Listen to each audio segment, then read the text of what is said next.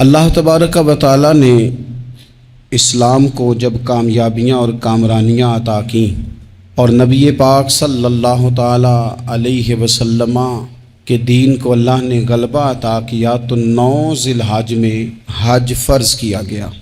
حج اس سے پہلے بھی کیا جاتا تھا، پرانی شریعتوں میں بھی حضرت ابراہیم علیہ السلام کے طریقے پر حج ہوتا تھا، پھر کفار مکہ نے، قریش مکہ نے اس میں کچھ غلط رسومات شامل کر دیں، کپڑے اتار کر معاذ اللہ کعبے کا طواف کرنا، قربانیوں کا گوشت خانہ کعبہ کی دیواروں سے ملنا، اور بھی کئی بیہودہ رسومات اس پاکیزہ اور خوبصورت عمل کا حصہ بنا دی گئیں۔ پھر 9 ذی الحج کو حج فرض ہوا۔ نبی پاک صلی اللہ تعالیٰ علیہ وسلم نے حضرت ابو بکر صدیق کو امیر حج بنا کے رخصت فرمایا۔ دیکھیں کہاں کہاں محبوب انہیں اپنا نائب بناتے ہیں۔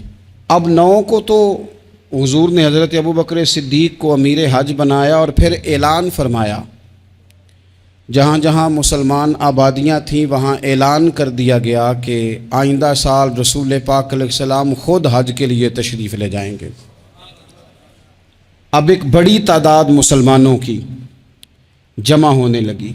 ذی القعدہ کے آخری ایام میں ہزاروں کی تعداد میں لوگ مدینہ شریف میں جمع ہو گئے۔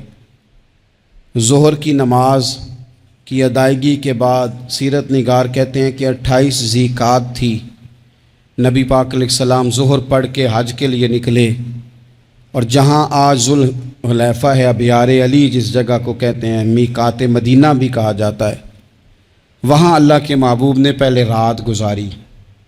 وہیں پہ نبی پاک صلی اللہ تعالیٰ علیہ وسلم نے احرام باندھا، حضور تشریف لے گئے۔ یہ حج قران تھا۔ نبی پاک صلی اللہ تعالیٰ علیہ وآلہ وسلم کے ساتھ اس طرح لوگ امڑ کے آئے، جہاں جہاں سے لوگ تھے مسلمان وہ سارے جمع ہوئے حضور کے ساتھ اللہ کی بارگاہ میں حاضر ہونے کے لیے۔ 1,40,000 صحابہ، یہ ایک ہی دفعہ صحابہ کا اتنا بڑا مجمع جمع ہوا ہے، ایک ہی دفعہ۔ اور حضور علیہ السلام کی خواہش تھی کہ یہ سارے لوگ وہاں پہنچیں۔ محبوب کریم علیہ السلام 4 ذی الحج کو حضور علیہ السلام نے طواف کیا، صفا مروہ کیا، احرام نہیں کھولا، قربانیاں ساتھ تھیں، چونکہ یہ حج قران تھا۔ اللہ کے رسول صلی اللہ تعالیٰ علیہ وآلہ وسلم نے پھر 8 ذی الحج کو ظہر کی نماز جا کے منا کے میدان میں ادا کی۔ 9 ذی الحج کو مسجد نمرہ کے پاس کوہ صبیر پر جب سورج کی کرنیں چمکیں، قربان جائیں کیا نظارہ ہوگا۔ لبیک لبیک کی صدا آ رہی ہے، دے کون رہے ہیں؟ مدینے والے محبوب صلی اللہ علیہ وسلم۔ حضور اس لشکر حسن کو لے کر، اس نور بھرے قافلے کو لے کے، یہ کون ہیں جو حضور کے ساتھ سارے نکلے ہیں؟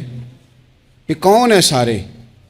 یہ وہ فیروز بخت سعادت مند لوگ ہیں کہ ان میں سے جس نے ایک دفعہ بھی ایمان کی حالت میں حضور کو دیکھا اور پھر خاتمہ بالخیر بالایمان کے ساتھ دنیا سے رخصت ہوئے، یہ وہ لوگ ہیں کہ ولی اگر 60 سال بھی سارا دن روزہ رکھے، ساری رات نفل پڑھے، ہر برائی سے بچے، لیکن پھر بھی کسی صحابی کے قدموں کی خاک تک کو نہیں پہنچ سکتا۔ اور صحابی زیارت سے بنتا ہے، ولی عبادت سے بنتے ہیں۔ نبی پاک صلی اللہ تعالیٰ علیہ وسلم کے وہ سارے صحابہ کون ہیں؟ الصحابہ النجوم، یہ حضور کی چاروں جانب یہ چمک رہے ہیں، انہیں خود میرے نبی پاک نے ستارے فرمایا ہے۔ ایک سمت علی، ایک سمت عمر، صدیق ادھر، عثمان ادھر۔ ان جگمگ جگمگ تاروں میں بھلا مہتاب کا عالم کیا ہوگا؟ اور ہر کوئی فدا ہے بن دیکھے تو پھر دیدار کا عالم کیا ہوگا؟ تو نبی پاک صلی اللہ علیہ وسلم نے یہ وہ موقع تھا، 9 ذی الحج میدان عرفات، حضور صلی اللہ علیہ وسلم نے ظہر کی نماز ادا فرمائی اور پھر کچھ توقف کے بعد حضور کے لیے اونٹنی پر کجاوا سجایا گیا۔ حضور اپنی کسوا نامی اونٹنی پر سوار ہوئے، میرے محبوب نے خطبہ دینے کا ارادہ فرمایا۔ رب کریم نے ارشاد فرمایا الیوم اکملت لکم دینکم، آج میں نے تمہارے لیے تمہارا دین مکمل کر دیا ہے، مکمل ہو گیا دین، اس کے بعد کوئی اور دین نہیں آئے گا۔ اس آیت نے بتا دیا کہ حضور آخری نبی ہیں، دین مکمل ہو گیا، اب کسی اور پیغمبر کی، رسول کی، دین کی، کتاب کی ضرورت باقی۔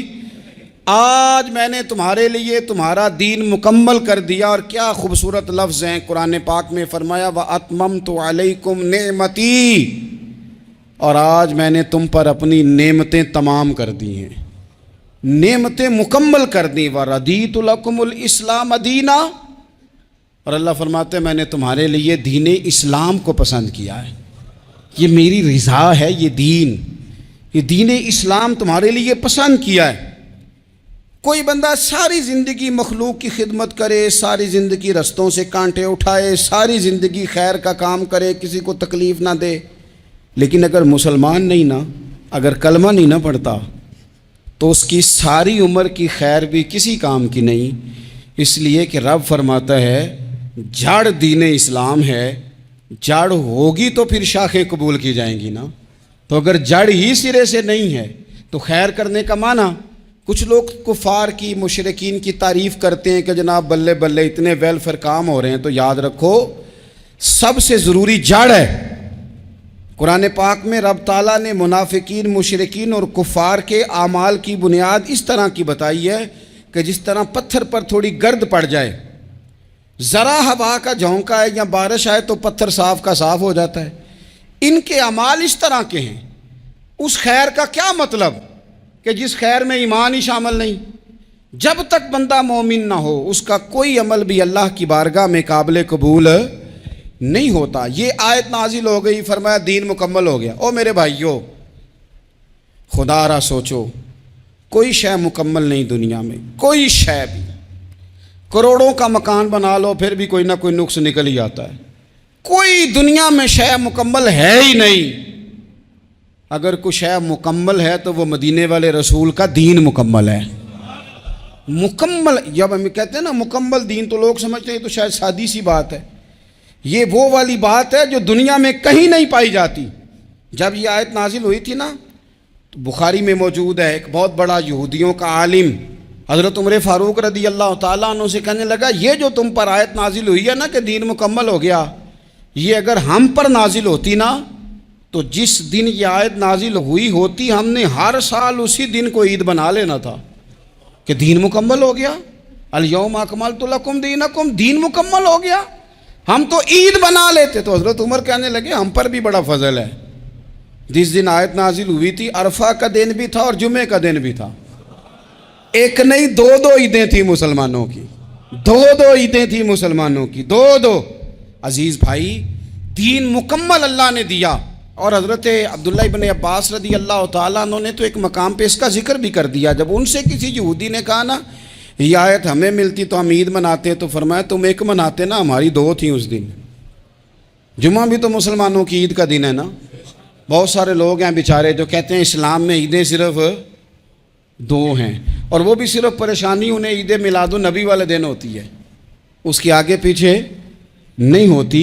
حالانکہ نبی پاک علیہ السلام نے کہا ہر جمعہ بھی عید ہے، خود حضور نے فرمایا، لیکن وہ اڑ جاتے ہیں کہ نہیں عیدیں صرف دو ہی ہیں۔ بھائی آپ یہ کہہ سکتے ہیں کہ اسلام کی معروف عیدیں دو ہیں، اپنے معنی اور مفہوم کے لحاظ سے جس کو یوم عید کہا جائے وہ عیدیں دو ہیں۔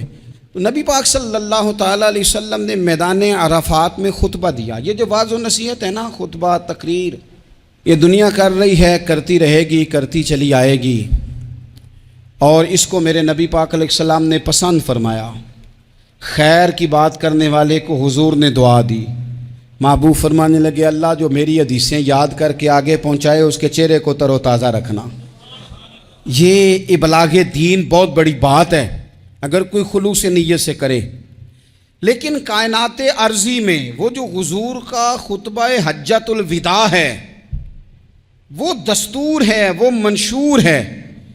انسانی حقوق پر اس سے بڑا چارٹر نہ پہلے کبھی تھا نہ قیامت تک دوبارہ بن سکتا ہے۔ اس کو خطبہ حجۃ الوداع کیوں کہتے ہیں؟ ایک تو مطلب یہ کہ حضور نے یہی آخری حج کیا، اور دوسری بات یہ تھی کہ اس خطبے کے تھوڑے ہی عرصے بعد میرے نبی پاک نے وصال ظاہری فرمایا، اور اس خطبے کو رسول پاک صلی اللہ تعالیٰ علیہ وسلم نے شروع کہاں سے فرمایا؟ یہ خطبہ دیکھیں شروع کہاں سے ہو رہا ہے۔ انسان دنیا میں ملتا بھی ہے، جدا بھی ہوتا ہے، یہ جو جدائی کا وقت ہوتا ہے نا، جدائی کا، شاید بڑی سوچ سمجھ کے کہا تھا حضرت میاں صاحب نے، بڑی غور کر کے انہوں نے کہا تھا کہ دریا کنڈے روخ نہ لائیے، جو آوے رڑ جاوے۔ آپ میدان میں درخت لگاتے ہیں تو کبھی پھل گرتا ہے تو زمین پہ گرتا ہے، اٹھا لیتے ہیں، اگر دریا کے کنارے ہو تو وہ تو دریا میں گرے گا اور رڑ جائے گا، چلا گیا، بہہ گیا۔ فرمانے لگے دریا کنڈے روخ نہ لائیے، جو آوے رڑ جاوے، تے پردیسی نال نہ یاری لائیے، او دا جدوں دل کرے ٹر جاوے، وہ تو چلا جاتا ہے۔ یہ خطبہ شروع کہاں سے ہو رہا ہے؟ یعنی ابھی آغاز کلام ہے، بات آگے آئے گی، آغاز کلام ہے۔ میں کہہ چکا ہوں ولی شاید عبادت کر کے بنے، تقوی اختیار کر کے بنے، ولی اللہ کی حرام کردہ ہر شے سے اجتناب کر کے بنے، وہ جس میں شبہ ہے اس سے بھی بچے تو پھر ولی بنے۔ لیکن صحابی تو حضور کی زیارت سے بنتا ہے نا، نبی پاک کی زیارت سے بنتا ہے، اور صحابہ تو وہ صحابہ تھے جن کی ہر صبح عید ہوتی تھی، خدا کا قرب حاصل تھا، نبی کی دید ہوتی تھی۔ وہ تو اس طرح کا ماحول تھا کہ نبی پاک نے فرمایا حضرت ابو ہریرہ سے یہیں بیٹھے رہتے ہو، تھوڑا ذرا کبھی کوئی کام بھی کر لیا کرو، وقفے سے ملنے سے محبت بھی بڑھتی ہے۔ تو حضرت ابو ہریرہ اٹھے اور ستون کے پیچھے سے ہو کے واپس آ گئے، فرمایا آ گئے ہو؟ عرض کی حضور دل ہی نہیں لگتا تو جائیں کہاں؟ وہ جو حضور سے آ کے کہتے تھے نا یا رسول اللہ صلی اللہ علیہ وسلم، حضرت صوبان بن مالک، حضور نے فرمایا پریشان دکھائی دیتے ہو، کہا یا رسول اللہ ایک بات پریشان کرتی ہے۔ کہا وہ کیا؟ عرض کی حضور دل بے چین ہوتا ہے تو زیارت کو آ جاتا ہوں، آج ایک عجیب خیال آیا ہے، عجیب خیال آیا ہے، اور اس نے عجیب رنگ طبیعت میں بھر دیا ہے۔ فرمایا تمہیں کیا خیال آیا؟ عرض کی یا رسول اللہ صلی اللہ علیہ وسلم آج خیال آیا ہے کہ صوبان ہے، تو حضور کا غلام ہے، جنت تو حضور کے صدقے ملے گی، لیکن یہ ہے کہ حضور تو ہوں گے نا نبیوں کے ساتھ، تجھے ملے گی پر ملے گی تو غلاموں کے محلے میں نا۔ تو دل میں خیال آیا کہ وہاں زیارت بھی ہوگی کہ نہیں؟ او جنت میرے کس کاری جتھے یار نظر نہ آوے، زیارت بھی ہوگی کہ نہیں؟ حضور کی بارگاہ میں جب حضرت صوبان نے عرض کی تو رب کریم نے فرمایا محبوب جو تیری اور تیرے رب کی اطاعت کرے نا، اولئک انعم اللہ علیہم من النبیین والصدیقین والشہداء والصالحین، فرمایا ان کو اللہ نبیوں کے، صدیقین کے، شہداء اور صالحین کے ساتھ ہی جنت میں اکٹھا فرمائے گا، وہ اکٹھے رہے۔ تو جن کو تو جنت میں بھی حضور کی زیارت کے بغیر چین نہیں تھا، ان کو حضور نے خطبہ حجۃ الوداع شروع کرتے وقت پہلا جملہ پتہ کیا کہا؟ حضور اونٹنی پہ ہیں، احرام باندھا ہوا ہے، 1,40,000 کم و بیش غلام سامنے کھڑے، عرفات کا میدان۔ محبوب فرمانے لگے پہلا جملہ، جو درد والے تھے وہ تڑپ گئے، یہ سارے درد والے تھے لیکن کچھ زیادہ مزاج شناس تھے، محبوب نے پہلا جملہ کہا۔ حضور فرمانے لگے لوگو جس طرح آج اکٹھے ہوئے ہیں شاید اس کے بعد دوبارہ ہم اکٹھے نہ ہوں۔ پہلا اعلان ہی کر دیا کہ یہ تمہارے ساتھ جو آج خطبہ ہے نا، اس میں اشارہ دے دیا کہ دوبارہ نہیں جمع ہوگے، اگلا حج نہیں کرنا، بس ختم ہوئی بات، یہ آخری پہلی بات ہی حضور نے یہ بیان کی۔ اب وہ اتنے دل نرم ہو گئے حضور کی بات سن کے، آنکھوں میں آنسو اس طرح آ گئے، طبیعت کا ملان اتنا بڑھ گیا کہ ہر ایک کا دل کشکول بن گیا، ہر طرف سے آہیں اور سسکیاں ہیں کہ حضور کے وہ جملے یوں صحابہ لے رہے تھے جب آپ سے کوئی کہہ دے کہ بھائی یہ وقت بس آخری ملاقات کا ہے، تو پھر انہوں نے وہ تو حضور کی ہر بات ہی توجہ سے سنتے تھے، پر یہاں جو انداز بن گیا وہ انوکھا بن گیا۔ فرمایا شاید دوبارہ ملاقات نہ ہو۔ پھر میرے کریم محبوب صلی اللہ تعالیٰ علیہ وسلم نے فرمایا جس طرح تمہارے لیے یہ شہر حرمت والا ہے، مکہ حرمت والا ہے نا، ایک نیکی کرو تو مکے میں 1,00,000 का सवाब हरम मक्का में। एक गुनाह करो तो वो भी 1,00,000 लिखा जाता है। हुर्मत वाला है, बड़ी इज्जत वाला है। फरमाया जिस तरह ये घर इज्जत वाला है काबा, जिस तरह ये शहर इज्जत वाला है, फरमाया जिस तरह आज का दिन हुर्मत वाला है।